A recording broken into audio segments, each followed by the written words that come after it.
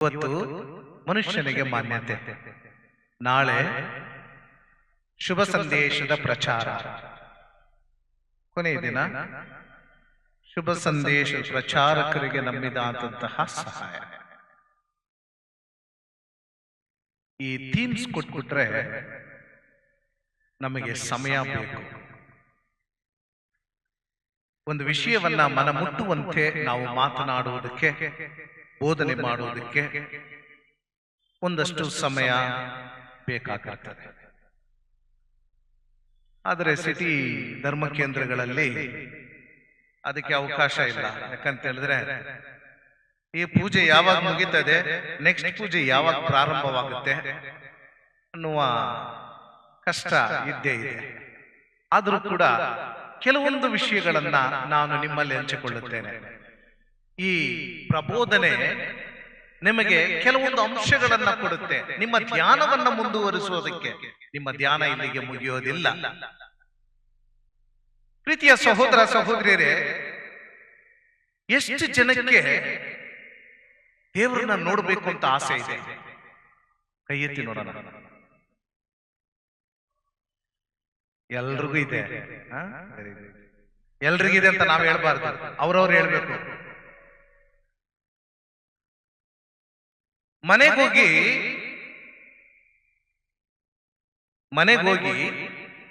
ನಿಮ್ ಹೆಂಡತಿ ಮುಖ ನೋಡಿ, ನಿಮ್ ಗಂಡನ ಮುಖ ನೋಡಿ ಅಲ್ಲಿ ದೇವ್ರು ಕಾಣ್ತಾರೆ ಅಂತ ಹೇಳಿದ್ರೆ ಎಷ್ಟು ಜನ ನಂಬ್ತೀರಿ?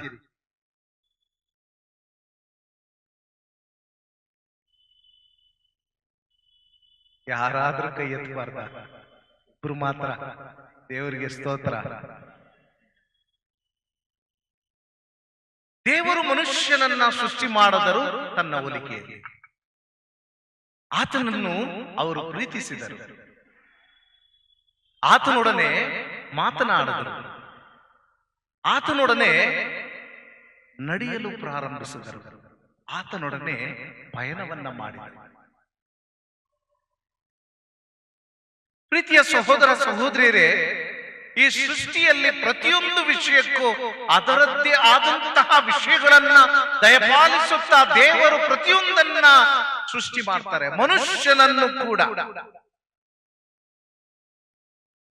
ತನ್ನ ಹೋಲಿಕೆಯಲ್ಲಿ ಸೃಷ್ಟಿ ಮಾಡಿದ ಮನುಷ್ಯನಲ್ಲಿ ಒಂದು ಮುಖ್ಯವಾದ ಅಂಶವನ್ನ ಇಡ್ತಾರೆ. ಏನದಂತ ಹೇಳಿದ್ರೆ ಮನುಷ್ಯತ್ವವನ್ನ ಇಡ್ತಾರೆ. ಅರ್ಥ ಆಗುತ್ತಾ ನಿಮಗೆ ಮನುಷ್ಯತ್ವ ಅಂದ್ರೆ? ಅರ್ಥ ಆಗುತ್ತಾ?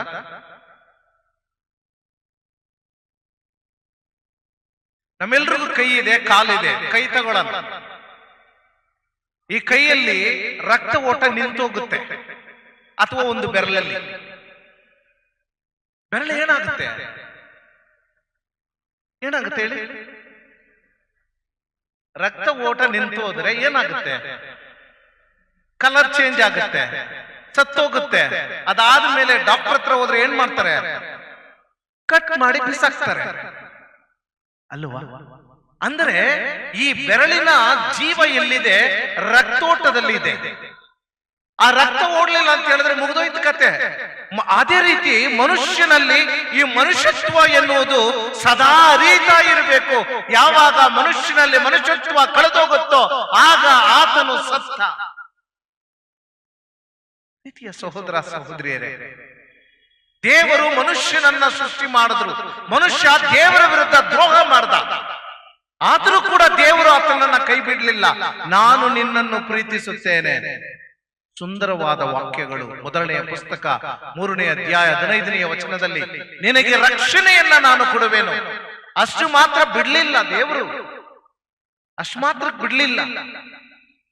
ನಮ್ಗೆಲ್ರಿಗೂ ಗೊತ್ತು, ಜೋಸೇಫನನ್ನ ಮಾರಿದ್ರು. ಯಾರು? ಸ್ವಂತ ಅಣ್ಣಂದಿರು, ಜೇಕಬ್ ಮಗನ. ಅವ್ರು ಯಾಕೆ ಈಜಿಪ್ಟ್ ದೇಶಕ್ಕೆ ಹೋದ್ರು? ಇಸ್ರಾಯೇಲ್ ಜನಾಂಗ ಈಜಿಪ್ಟ್ ದೇಶಕ್ಕೆ ಯಾಕೆ ಹೋದ್ರು? ಟೂರ್ಗೆ ಹೋದ್ರ? ಪಿಕ್ನಿಕ್ ಹೋದ್ರ? ಯಾಕೆ ಹೋದ್ರು? ತನ್ನ ಸ್ವಂತ ತಮ್ಮನನ್ನ ಮಾರ್ಕೊಂಡ್ರು. ದೇವರು ತಮ್ಮನಿರುವ ಕಡೆಗೆ ಅವರನ್ನ ಕರ್ಕೊಂಡೋದ್ರು, ಅಲ್ಲಿ ಹೋಗಿ ಸೆಟ್ಲ್ ಆದ್ರು. ತನ್ನ ಜೀವನವನ್ನ, ದೇಶವನ್ನ, ನಾಡನ್ನ ಎಲ್ಲವನ್ನ ಕಳೆದುಕೊಂಡು ನಿಂತಾಗ ದೇವರು ನನ್ನ ಮಕ್ಕಳನ್ನ ಕರೆತರುವೆನು ಎಂಬುದಾಗಿ ಅವರನ್ನ ಮತ್ತೆ ತನ್ನ ಸ್ವಂತ ನಾಡಿಗೆ ಬರಮಾಡಿಕೊಂಡರು. ಮೋಶೆಯನ್ನ ಆಯ್ಕೆ ಮಾಡಿದರು. ಪ್ರೀತಿಯ ಸಹೋದರ ಸಹೋದರಿಯರೇ, ಒಂದು ತಾಯಿಯ ಪ್ರೀತಿ ದೇವರಲ್ಲಿದೆ ಅನ್ನೋದನ್ನ ಈ ಒಂದು ವಾಕ್ಯ ನಮಗೆ ಅರ್ಥ ಮಾಡ್ಬೇಕು.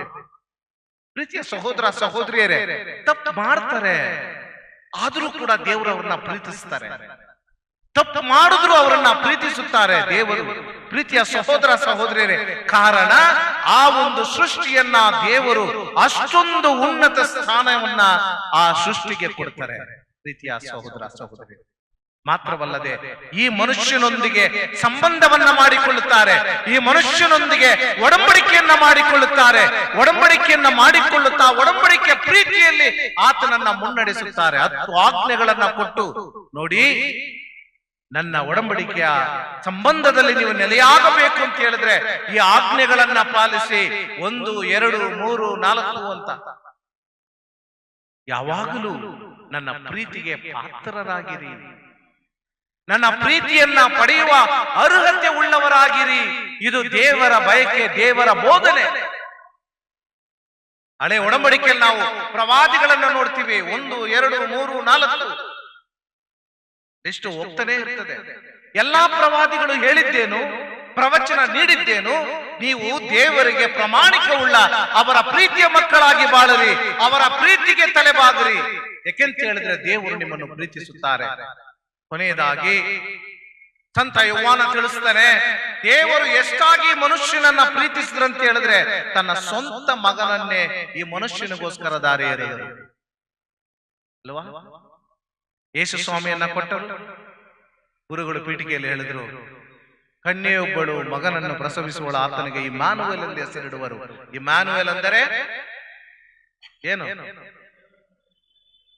ಇಮ್ಯಾನುವೇಲ್ ಅಂದರೆ ದೇವರು ನಿಮ್ಮೊಡನೆ. ಯೇಸು ಸ್ವಾಮಿ ಹುಟ್ಟಿದ್ದಾರೆ, ನಿಮ್ಮೊಡನೆ ಇದ್ದಾರಾ?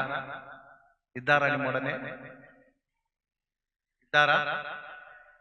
ಯೋಚನೆ ಮಾಡಬೇಕು. ನಾನು ಕರೆದ್ರೆ ಬರಲ್ಲ ಸ್ವಾಮಿ ಅಂತ ಹೇಳ್ತಾರ?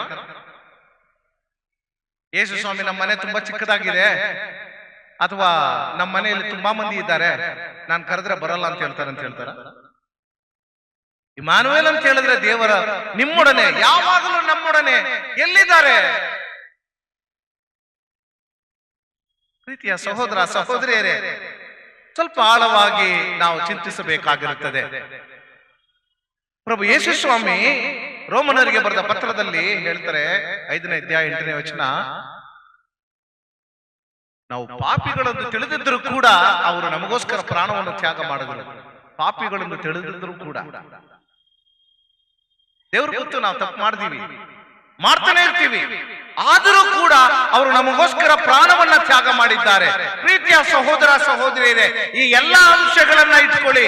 ಎಲ್ಲಾ ಅಂಶಗಳು ಎಲ್ಲರಿಗೂ ಅನ್ವಯವಾಗುತ್ತೆ. ದೇವರು ಹೇಗೆ ನನ್ನನ್ನ ಸೃಷ್ಟಿ ಮಾಡಿದ್ದಾರೋ ಅದೇ ರೀತಿ ನನ್ನ ಸಹೋದರಿಯನ್ನು ಕೂಡ ಸೃಷ್ಟಿ ಮಾಡಿದ್ದಾರೆ, ನನ್ನ ಸಹೋದರನನ್ನ ಕೂಡ ಸೃಷ್ಟಿ ಮಾಡಿದ್ದಾರೆ. ದೇವರು ಹೇಗೆ ನನ್ನನ್ನು ಪ್ರೀತಿಸುತ್ತಾರೋ ಅದೇ ರೀತಿ ನನ್ನ ಸಹೋದರನನ್ನು ಪ್ರೀತಿಸುತ್ತಾರೆ, ಸಹೋದರಿಯನ್ನು ಕೂಡ ಪ್ರೀತಿಸುತ್ತಾರೆ. ದೇವರು ಹೇಗೆ ನನ್ನೊಡನೆ ಒಡಂಬಡಿಕೆಯನ್ನ ಮಾಡಿಕೊಂಡರೋ ಅದೇ ಒಡಂಬಡಿಕೆಯನ್ನ ನಿಮ್ಮ ಪ್ರತಿಯೊಬ್ಬರಲ್ಲೂ ಮಾಡಿಕೊಂಡಿದ್ದಾರೆ. ದೇವರು ಹೇಗೆ ತನ್ನ ರಕ್ತವನ್ನ ಸುರಿದು ಶಿಲುಬೆ ಮರದ ಮೇಲೆ ತನ್ನ ಪ್ರಾಣವನ್ನು ತ್ಯಾಗ ಮಾಡಿ ನನಗೆ ರಕ್ಷಣೆಯನ್ನ, ವಿಮೋಚನೆಯನ್ನ ಕೊಟ್ಟರೋ ಅದೇ ರೀತಿ ಪ್ರತಿಯೊಬ್ಬರಿಗೂ ಕೂಡ ಆ ವಿಮೋಚನೆಯನ್ನ ಕೊಟ್ಟಿದ್ದಾರೆ. ದೇವರು ಹೇಳಿದ್ರು, ನಾನೇ ಜೀವವು ಪುನರುತ್ಥಾನವು, ಪುನರುತ್ಥಾನದಲ್ಲಿಯೂ ಕೂಡ ನಾನು ನಿನಗೆ ದೇವರಾಗಿರುವೆನು ಎಂಬುದಾಗಿ ಹೇಳಿದರು. ನಿಮಗೆ ಮಾತ್ರ ಅಲ್ಲ, ನನಗೂ ಕೂಡ. ಏನೋ ಮಾಡ್ಬೇಕಾದ್ದೇನು? ಇಷ್ಟು ಮಟ್ಟಿಗೆ ಮುಖ್ಯತ್ವವನ್ನ, ಇಷ್ಟು ಮಟ್ಟಿಗೆ ಪರಿಶುದ್ಧತೆಯನ್ನ ಸ್ಥಾಪಿಸಿರುವ ದೇವರು ನಮ್ಮಿಂದ ಬಯಸೋದೇನು? ನಮ್ಮಿಂದ ಏನ್ ಬಯಸ್ತಾರೆ? ನಿಮ್ಮ ಬೆಳ್ಳಿ ಬಂಗಾರ ಬೇಕಾಗಿಲ್ಲ, ಆಸ್ತಿಯ ಹಣ ಬೇಕಾಗಿಲ್ಲ, ನಿಮ್ಮ ಅಧಿಕಾರ ಬೇಕಾಗಿಲ್ಲ. ನಿಮ್ಮ ಪ್ರೀತಿಯನ್ನ ಒಬ್ಬರಲ್ಲಿ ಇನ್ನೊಬ್ಬರು ಹಂಚ್ಕೊಳ್ಳಿ. Share your love with each other. ಗೌರವ ಕೊಡಿ. ಯಾಕೆ ಗೌರವ ಕೊಡಿ? ಯಾಕೆಂತ ಹೇಳಿದ್ರೆ ಪ್ರತಿಯೊಂದು ಮನುಷ್ಯನಲ್ಲೂ ಕೂಡ ದೇವರ ಪ್ರಸನ್ನತೆ ಇದೆ. God is Immanuel, he is with us with everyone. ಆದ್ರೆ ನಮ್ಮಲ್ಲಿ ಎಷ್ಟೋ ಭೇದ ಭಾವಗಳಿವೆ ಅಲ್ವಾ? ಎಷ್ಟೋ ಭೇದ ಭಾವಗಳಿವೆ, ಎಷ್ಟೋ ಕಾರಣಗಳಿವೆ. ಒಂದ್ ಕಡೆ ನಾವು ಓದ್ತಿರ್ಬೇಕಾದ್ರೆ ಕ್ಯಾಂಪ್ ಕಳಿಸೋದು. ಕ್ಯಾಂಪ್ಗೆ ಹೋದಾಗ ಅದು ಸಮಾಜದಿಂದ ಹೊರಗಟ್ಟಲ್ಪಟ್ಟಂತಹ ಒಂದು ಹಳ್ಳಿ. ಸರಳವಾಗಿ ಹೇಳ್ಬೇಕಂತ ಹೇಳಿದ್ರೆ ಅವರು ಕೆಳ ಜಾತಿಗಳಿಗೆ ಸೇರಿದವರು ಅಂತ ಹೇಳಿ ನಮ್ಗೆ ಕೇಳಿಸ್ಕೋಬೇಕಾದ್ರೆ ಒಂಥರ ಬೇಸರವಾಗಿ. ಅಲ್ಲೋದ್ರೆ ಅಲ್ಲಿ ಹಳ್ಳಿಯಲ್ಲಿ 2 ಬಾವಿ, 2 ದೇವಾಲಯ, 2 ಬೀದಿ. ಈ ಬೀದಿಯಿಂದ ಆ ಬೀದಿಗೆ ಬರಂಗಿಲ್ಲ, ಆ ಬೀದಿಯಿಂದ ಈ ಬೀದಿಗೆ ಬರಂಗಿಲ್ಲ. ಊರೇ ಕೆಳವರ್ಗಕ್ಕೆ ಸೇರಿದವರಂತ ಬೇರೆ ಸಮಾಜದಿಂದ ಹೊರಗಟ್ಟಿದ್ರೆ ಊರಲ್ಲಿ 2. ಎಲ್ಲಿದೆ ಮನುಷ್ಯನ ಮನುಷ್ಯತ್ವ? ಭಾಷೆಯಲ್ಲಿ ಭೇದ ಭಾವ, ಇಟ್ಟಿರುವ ಆಸ್ತಿಯಲ್ಲಿ ಭೇದ ಭಾವ. ಪ್ರೀತಿಯ ಸಹೋದರ ಸಹೋದರಿಯರೇ, ಸಾಧಾರಣವಾಗಿ ನಾವು ಸರಳವಾಗಿ ಮಾಡುವ ವಿಷಯವನ್ನ ನಿಮ್ಮಲ್ಲಿ ಹಂಚ್ಕೋತೀನಿ. ಈಗ ನಿಮ್ ಮನೆಯಲ್ಲಿ ಯಾವ್ದಾದ್ರು ಒಂದು ಫಂಕ್ಷನ್ ನಡೀತೆ ಅಂತ ಇಟ್ಕೊಳ್ಳಿ. ಮದುವೆ ಆಯ್ತು, ಮಗನಿಗೋ ಮಗಳಿಗೋ ಅಥವಾ ಮೊಮ್ಮಗನಿಗೋ ಮೊಮ್ಮಗಳಿಗೋ ಯಾರಿಗೋ ಒಬ್ಬರಿಗೆ ಮದುವೆ ಆಗ್ತದೆ, ಅಥವಾ ಜ್ಞಾನಸ್ನಾನ ಆಗುತ್ತೆ, ಅಥವಾ ಬರ್ತ್ಡೇನೇ ಆಗುತ್ತೆ ಅಂತ ಇಟ್ಕೊಳ್ಳಿ. ನಾವು ಆಮಂತ್ರಣ ಪತ್ರಿಕೆಗಳ ಪ್ರಿಂಟ್ ಮಾಡ್ತೀವಿ, ಹೋಗಿ ಕರಿಯಕ್ ಹೋಗ್ತೀವಿ. ದುಡ್ಡಿರೋರ್ನ ಹೇಗ್ ಕರಿತೀವಿ, ದುಡ್ಡಿಲ್ದಿರೋರ್ನ ಹೇಗ್ ಕರಿತೀವಿ? ಯೋಚನೆ ಮಾಡಿ. ಒಳ್ಳೆ ಬಂಗ್ಲೆ ಕಟ್ಕೊಂಡು ಸಿಟಿ ಒಳಗೆ ಇದ್ರೆ ಕುಟುಂಬ ಸಮೇತ ಬರ್ತೀರಿ. ಸ್ವಾಮಿ ನೀವು ಬರ್ಲೇಬೇಕು, ನೀವು ಬಂದಿಲ್ಲ ಅಂತ ಹೇಳಿದ್ರೆ ಮದುವೆನೇ ಆಗಲ್ಲ ಅಂತ ಹೇಳ್ತೀವಿ. ನೀವಿದ್ರೆ ನಮ್ಗೆ ಆಶೀರ್ವಾದ ಅಂತ ಹೇಳ್ತೀವಿ. ಅದೇ ಬಡವನ ಮನೆಗೆ ಹೋದ್ರೆ ಟೈಮ್ ಇದ್ರೆ ಬಂದ್ಬಿಡು, ಬಂದಿಲ್ಲ ಅಂದ್ರೂ ಪರವಾಗಿಲ್ಲ ಅಲ್ವಾ? ಇದು ಬೇರೆ ಕಡೆ ಬಿಡಿ. ನಿಮ್ಮ ಸ್ವಂತ ಅಣ್ಣ ತಮ್ಮ ಇಟ್ಕೊಳ್ಳಿ, ಅಣ್ಣ ತಮ್ಮ ಇಟ್ಕೊಳ್ಳಿ. ಅಣ್ಣ ಒಳ್ಳೆಯ ಹಣ ಆಸ್ತಿ ಮಾಡ್ತಾ ಒಳ್ಳೆಯ ಸ್ಥಾನದಲ್ಲಿದ್ದಾನೆ, ತಮ್ಮ ಎಲ್ಲ ಕಳ್ಕೊಂಡು ಬಡವನಾಗಿದ್ದಾನೆ. ನಾವ್ ಇಬ್ರನ್ನು ಒಂದೇ ತರ ಟ್ರೀಟ್ ಮಾಡ್ತೀವಾ? ಇಬ್ರನ್ನು ಒಂದೇ ತರ ಟ್ರೀಟ್ ಮಾಡ್ತೀವಾ? ಇಲ್ಲವಲ್ಲ. ನಮ್ಮಲ್ಲಿ ಈ ಭೇದ ಭಾವಗಳು ಯಾವಾಗ ಬರುತ್ತೆ? ಯಾತಕ್ಕಾಗಿ ಬರುತ್ತೆ? ಮನುಷ್ಯ ತನ್ನಲ್ಲಿ ಇಟ್ಟಿರುವ ವಸ್ತುಗಳಿಂದ ಬರುತ್ತಾ? ದೇವರು ಬಯಸಿದ್ದಾರ ಅದನ್ನ? ದೇವರು ಬಯಸಿದ್ದಾರ? ಪ್ರೀತಿಯ ಸಹೋದರ ಸಹೋದರಿಯರೇ, ಇಂದಿನ ಪ್ರಸ್ತುತ ಕಾಲದಲ್ಲಿ ನಮಗೆ ಕುಟುಂಬಗಳಲ್ಲಿ ಸಮಸ್ಯೆಗಳು ಹೆಚ್ಚಾಗಿವೆ. ಪತಿ ಪತ್ನಿ, ತಂದೆ ತಾಯಿ,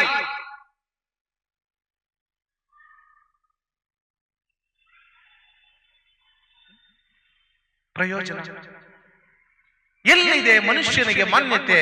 ಪ್ರೀತಿಯ ಸಹೋದರ ಸಹೋದರಿಯರೇ, ದೇವರು ಬಯಸ್ತಾರ? ದೇವರು ಬಯಸಿದ್ದಾರ? ಈ ಭೇದ ಭಾವಗಳು, ಈ ವ್ಯತ್ಯಾಸಗಳು ನಿಮ್ಮಲ್ಲಿ ಕಂಡು ಬರಲಿ ಅಂತ ದೇವರು ಬಯಸಿದ್ದಾರ? ಖಂಡಿತವಾಗಿಲ್ಲ. ಆದ್ರೆ ನಮ್ಮಲ್ಲಿ ವ್ಯತ್ಯಾಸಗಳು ಬರ್ತವೆ. ಕಾರಣ ಏನು? ಕಾರಣ ಏನಂತ ಹೇಳಿದ್ರೆ ನಮ್ಮಲ್ಲಿರುವ ಮನುಷ್ಯತ್ವವನ್ನ ಯಾವುದೋ ಒಂದು ವಿಷಯಕ್ಕಾಗಿ ನಾವು ಕಳ್ಕೊಂಡಿದ್ದೀವಿ ಎಂಬುದಾಗಿ ಅರ್ಥ ಅಲ್ವಾ? ಅರ್ಥನೇ ಸತ್ಯ. ದೇವರು ನನ್ನನ್ನು ಮನುಷ್ಯನಾಗಿ ಸೃಷ್ಟಿ ಮಾಡಿ ಅವರ ಪ್ರೀತಿಯನ್ನು ನನ್ನ ಹೃದಯದಲ್ಲಿ ಆತ್ಮದಲ್ಲಿ ಸ್ಥಿರವಾಗಿ ಇಟ್ಟಿದ್ದಾರೆ ಅಂತ ಹೇಳಿದ್ರೆ ಅದು ನಿಜವಾದರೆ, ಅದು ಸತ್ಯವಾದರೆ, ಯೇಸು ಸ್ವಾಮಿ ನನಗೋಸ್ಕರ ಪ್ರಾಣ ತ್ಯಾಗ ಮಾಡಿದ್ದಾರೆ, ಎಲ್ಲರನ್ನು ಪ್ರೀತಿಸಿದ ಹಾಗೆ ನನ್ನನ್ನು ಪ್ರೀತಿಸಲು ಹೇಳಿದ್ದಾರೆ ಎನ್ನುವ ಮಾತುಗಳು ಸತ್ಯವಾದರೆ ನನ್ನಲ್ಲಿ ಕಾರಣಗಳು ಯಾಕೆ ಬರುತ್ತವೆ? ನನ್ನಲ್ಲಿ ವ್ಯತ್ಯಾಸಗಳು ಯಾಕೆ ಬರುತ್ತವೆ? ನನ್ನಲ್ಲಿ ಭೇದ ಭಾವಗಳು ಯಾಕೆ ಬರುತ್ತವೆ? ಪ್ರೀತಿಯ ಸಹೋದರ ಸಹೋದರಿಯರೇ, ನಮ್ಮ ಜೀವನ ಎನ್ನುವುದು ಒಂದು ಪಯಣ. ಯಾರು ಕೂಡ ಶಾಶ್ವತವಾಗಿ ಇಲ್ಲಿ ಗುಡಾರಗಳು ಹಾಕೊಂಡು ನಾವು ಜೀವನ ಮಾಡೋದಿಲ್ಲ. ಇವತ್ತಿರೋನು ನಾಳೆ ಇಲ್ಲ, ನಾಳೆ ಇರೋನು ನಾಡ್ದಿಲ್ಲ. ಮನುಷ್ಯ ಒಂದು 40 ವರ್ಷ, 60 ವರ್ಷ, 70 ವರ್ಷ, 60 ವರ್ಷಕ್ಕೆ ಹೋದ್ರೇನೆ ಯಾಕಪ್ಪ ಈ ಬದುಕೊಂಡುತ್ತೆ? ಯಾಕೆಂತ ಹೇಳಿದ್ರೆ ತಿನ್ನೋದು ಜೀರ್ಣ ಆಗಲ್ಲ, ಜೀರ್ಣ ಆಗಿರೋದು ಮತ್ತೆ ತಿನ್ನಕ್ಕಾಗಲ್ಲ. ಟ್ಯಾಬ್ಲೆಟ್ ಇಲ್ಲದೆ ಮರುದಿನ ಜೀವನ ಇಲ್ಲ. ಹಂಗಿರ್ಬೇಕಾದ್ರೆ ಪ್ರೀತಿಯ ಸಹೋದರ ಸಹೋದರಿಯರೇ, ಅವನಲ್ಲಿ ಅದಿಲ್ಲ, ಅವನಿಗೆ ನನಗೆ ಇಷ್ಟಿಲ್ಲ, ಇವನ್ನ ನನಗೆ ಇಷ್ಟ ಆಗೋದಿಲ್ಲ, ಅವಳು ನನ್ನ ಮನೆಗೆ ಬರಬಾರ್ದು, ಇವನು ನನ್ನ ಫಂಕ್ಷನ್ಗೆ ಬರಬಾರ್ದು, ಇವನು ಮುಖ ತೋರಿಸಬಾರ್ದು. ಎಲ್ಲಿದೆ ಮನುಷ್ಯತ್ವ? ಪ್ರೀತಿಯ ಸಹೋದರ ಸಹೋದರಿಯರೇ, ನಮ್ಮ ಈ ಪಯಣದಲ್ಲಿ ಎಷ್ಟು ಮಟ್ಟಿಗೆ ನಾವು ನಗುಮುಖದಿಂದ ಎಲ್ಲರನ್ನೂ ಪ್ರೀತಿಸುತ್ತಾ ದೇವರ ಪ್ರೀತಿಗೆ ಪಾತ್ರರಾಗಿ ಬದುಕುತ್ತೇವೆ ಎನ್ನುವುದು ಮುಖ್ಯ. ಅದರಲ್ಲಿದೆ ನಿನ್ನ ಮನುಷ್ಯತ್ವ. ಪ್ರೀತಿಯ ಸಹೋದರ ಸಹೋದರಿಯರೇ, ಜಂಬ ಕೊಚ್ಚಿಕೊಂಡು ಅಹಂಕಾರಿಯಾಗಿ ಸ್ವಾರ್ಥಿಯಾಗಿ ನಾನು ಎಲ್ಲರನ್ನ ದೂರ ಇಟ್ಬಿಟ್ಟು ನಾನು ಮಾತ್ರ ಒಳ್ಳೆಯ ಪ್ರಿನ್ಸೆಸ್ ತರ ಇರ್ತೀನಿ ಅಂತ ಹೇಳಿದ್ರೆ ನಾಚಿಕೆ ಹಾಕಬೇಕು ಅಂತಹ ಮನುಷ್ಯರಿಗೆ. ಅವರಲ್ಲಿ ಮನುಷ್ಯತ್ವ ಇಲ್ಲ ಎಂಬುದಾಗಿ ಅರ್ಥ. ಅಂತವರನ್ನ ಕುರಿತು ದೇವರು ಮತ್ತಾಯನು ಬರೆದ ಶುಭ ಸಂದೇಶ 25ನೇ ಅಧ್ಯಾಯದಲ್ಲಿ ಹೇಳ್ತಾರೆ, ಮಗು, ನಿನಗೆ ಸುಂದರವಾದ ಜೀವನವನ್ನ ಕೊಟ್ಟೆ, ಭೂಲೋಕವನ್ನ ಕೊಟ್ಟೆ, ಭೂಲೋಕದಲ್ಲಿರುವ ಎಲ್ಲಾ ಸೃಷ್ಟಿಯನ್ನ ಕೊಟ್ಟೆ, ನನ್ನ ಹೋಲಿಕೆಯಲ್ಲಿ ಸೃಷ್ಟಿ ಮಾಡಿದ ನಿನ್ನ ಸಹೋದರ ಸಹೋದರಿಯರನ್ನು ಕೊಟ್ಟೆ. ಆತನು ಹಸಿವಿನಿಂದ ಇದ್ದಾಗ ನೀನು ಆಹಾರ ಕೊಟ್ಟೆಯ. ನಿನ್ನ ಮನೆಯಲ್ಲಿ ಆಹಾರ ಇತ್ತು. ನಿನ್ನ ಸಹೋದರನಲ್ಲಿ ಹಸಿವಿನಿಂದ ಆತನು ಸಾಯುತ್ತಿರಬೇಕಾದ್ರೆ ಆತನಿಗೆ ಒಂದು ಊಟ ಹಾಕದ. ಬೆತ್ತಲೆಯಾಗಿದ್ದೆ ನಾನು, ನಿನ್ನ ಸಹೋದರನಲ್ಲಿ ಜೀವಿಸಿದ ನಾನು, ನನಗೆ ಉಡಲು ಬಟ್ಟೆಯನ್ನ ಕೊಟ್ಟೆಯ. ಇಲ್ಲ ಸ್ವಾಮಿ ಅಂತ ಹೇಳಿದ್ರೆ ಛೀ, ನನ್ನಿಂದ ತೊಲಗು ಅಂತ ದೇವರು ನಮ್ಮನ್ನ ಆಚೆ ತಳ್ಳುತ್ತಾರೆ. ಇದೇ ಮನುಷ್ಯನ ಅಂತಿಮ ಘಟನೆ. How much we got to be human beings? ಎಷ್ಟು ಮನುಷ್ಯರಾಗಿ ನಾವು ಬದುಕಬೇಕು. ಪ್ರೀತಿಯ ಸಹೋದರ ಸಹೋದರಿಯರೇ, ಕೊನೆಯದಾಗಿ ಒಂದು ಮಾತು. ಸುಮಾರು ವಿಷಯಗಳನ್ನ ಹೇಳಲು ಬಯಸ್ತೀವಿ, ಆದ್ರೆ ಸಮಯ ಇಲ್ಲ, ಗಡಿಯಾರ ಓಡ್ತಾನೇ ಇದೆ. ಅದನ್ನ ನೋಡ್ಬೇಕಾದ್ರೆ ನನಗೆ ಒಂಥರ ಬೇಸರ. ನನಗೆ ಕನ್ನಡ ಭಾಷೆಯಲ್ಲಿ, ತಮಿಳು ಭಾಷೆಯಲ್ಲಿ ಪ್ರಬೋಧನೆಗಳು ಕೊಡಬೇಕಂತ ಹೇಳಿದ್ರೆ ಕನಿಷ್ಠ ಒಂದು ಅರ್ಧ ಗಂಟೆನಾದ್ರೂ ಇರ್ಬೇಕು.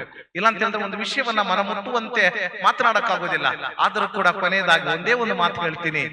ದೇವರು ನಿಮ್ಮೆಲ್ಲರನ್ನ ಪ್ರೀತಿಸ್ತಾರೆ, ಎಲ್ಲರನ್ನು ಪ್ರೀತಿಸ್ತಾರೆ. ಸ್ವಾಮಿ, ನನ್ನಲ್ಲಿ ದುಡ್ಡಿದೆ, ದುಡ್ಡಿಲ್ಲ, ಅಧಿಕಾರ ಇದೆ, ಅಧಿಕಾರ ಇಲ್ಲ, ನಾನು ಓದ್ಲಿಲ್ಲ, ಓದಿದ್ದೀನಿ, ಅಥವಾ ದೊಡ್ಡ ದೊಡ್ಡ ಮನೆಗಳಲ್ಲಿ ಇದ್ದೀನಿ, ದೊಡ್ಡ ದೊಡ್ಡ ಕಾರುಗಳು ಇಟ್ಕೊಂಡಿದ್ದೀನಿ, ನನ್ನಲ್ಲಿ ಏನೂ ಇಲ್ಲ. ಈ ವ್ಯತ್ಯಾಸಗಳೆಲ್ಲ ದೇವರಿಗೆ ಏವರಲ್ಲಿ ವಾಸವಾಗಿದ್ದಾರೆ. ಇಮ್ಯಾನುವೇಲ್ ಅಂತ ಹೇಳಿದ್ರೆ ಶ್ರೀಮಂತರಿಗೆ ಮಾತ್ರ ಅಲ್ಲ, ಉನ್ನತ ಸ್ಥಾನದಲ್ಲಿ ಇರುವವರಿಗೆ ಮಾತ್ರ ಅಲ್ಲ, ಹಣವಂತರಿಗೆ ಮಾತ್ರವಲ್ಲ, ಎಲ್ಲರಿಗೂ ಈ ಈಸ್ ವಿತ್ ಯು. ದೇವರು ಎಲ್ಲರೊಡನೆ ಇದ್ದಾರೆ, ಎಲ್ಲರಿಗೋಸ್ಕರ ಪ್ರಾಣವನ್ನು ತ್ಯಾಗ ಮಾಡಿದ್ದಾರೆ. ಆದರೆ ಈ ಪಯಣದಲ್ಲಿ, ಚಿಕ್ಕದಾದ ಪಯಣ, 70 ವರ್ಷ ಅಂತ ಹೇಳಿದ್ರು ಚಿಕ್ಕದೆ ಮಾನವನ ಇತಿಹಾಸಕ್ಕೆ, ಅದರಲ್ಲಿ ಒಂದಷ್ಟು ನಗುಮುಖ ಇರಲಿ. 4 ಜನರ ಬಗ್ಗೆ ಒಳ್ಳೇದು ಮಾತಾಡಿ, 4 ಜನಕ್ಕೆ ಒಳ್ಳೇದು ಮಾಡಿ, 4 ಜನರ ಪ್ರೀತಿಯನ್ನ ಗಳಿಸ್ಕೊಳ್ಳಿ, ಗೌರವವನ್ನ ಗಳಿಸ್ಕೊಳ್ಳಿ, ಪರರಿಗೆ ಗೌರವವನ್ನ ಕೊಡಿ, ನಿಮ್ಮ ಮನೆಗಳಲ್ಲಿ ಕೆಲಸ ಮಾಡೋರಿಗೆ ಗೌರವವನ್ನ ಕೊಡಿ. ಅದರಲ್ಲಿದೆ ನಿಮ್ಮ ಕ್ರೈಸ್ತಿಯ ಜೀವನ, ಅದರಲ್ಲಿದೆ ನಿಮ್ಮ ಮನುಷ್ಯತ್ವ. ಆದ್ದರಿಂದ ಪ್ರೀತಿಯ ಸಹೋದರ ಸಹೋದರಿಯರೇ, ದೇವರಿಗೆ ನಾನು ಏನು ಕಾಣಿಕೆ ಕೊಟ್ಟೆ, ಬಂಗಾರದ ಕಿರೀಟ ಕೊಟ್ಟನ ಅಥವಾ ಪ್ರತಿದಿನ ಪೂಜೆಗಳ ಅರಕೆಯನ್ನ ಕೊಟ್ಟನ, ಇದೆಲ್ಲ ಮುಖ್ಯ. ಮನುಷ್ಯನಾಗಿ ಜೀವಿಸಿ ನಿನ್ನ ಕುಟುಂಬದಲ್ಲಿ, ನಿನ್ನ ಸಮಾಜದಲ್ಲಿ ಆ ಮನುಷ್ಯತ್ವವನ್ನ ಈ ಬಲಿಪೂಜೆಗೆ ತಂದರೆ ಅದಕ್ಕಿಂತ ಶ್ರೇಷ್ಠವಾದ ಕೊಡುಗೆ ಮತ್ತೊಂದಿರೋದಿಲ್ಲ. ಅಂತಹ ಕೊಡುಗೆಯನ್ನು ದೇವರು ಬಯಸುತ್ತಾರೆ. ಆದ್ದರಿಂದ ಪ್ರೀತಿಯ ಸಹೋದರ ಸಹೋದರಿಯರೇ, ದೇವರ ಪ್ರೀತಿಯನ್ನು ಅರ್ಥ ಮಾಡಿಕೊಂಡು ಅವರ ಪ್ರೀತಿಗೆ ಪಾತ್ರರಾಗಿ ಬದುಕಲು ಸದಾ ದೇವರು ನಮ್ಮನ್ನು ಆಶೀರ್ವದಿಸಲಿ. ಪವಿತ್ರ ಆತ್ಮನು ನಮ್ಮ ಹೃದಯ ಮನಸ್ಸುಗಳಲ್ಲಿ ಆ ದೃಢತೆಯನ್ನು ತುಂಬಲಿ ಎಂದು ಭಕ್ತಿಯಿಂದ ಪ್ರಾರ್ಥಿಸೋಣ. ಆಮೆನ್.